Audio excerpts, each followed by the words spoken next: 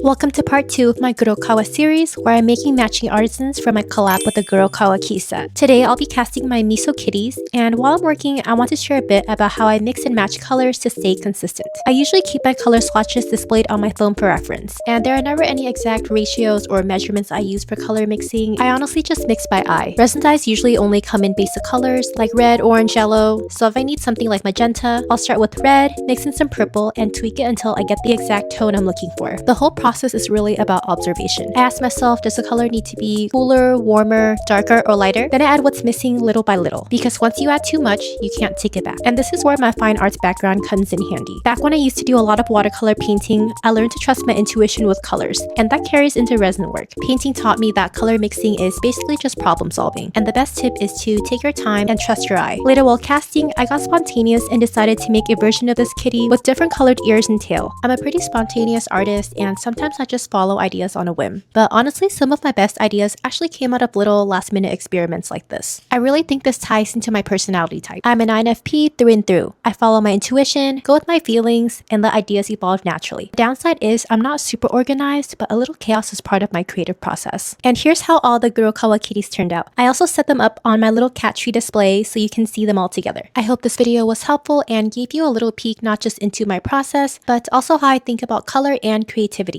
I'll see you in part 3 of the gurokawa series.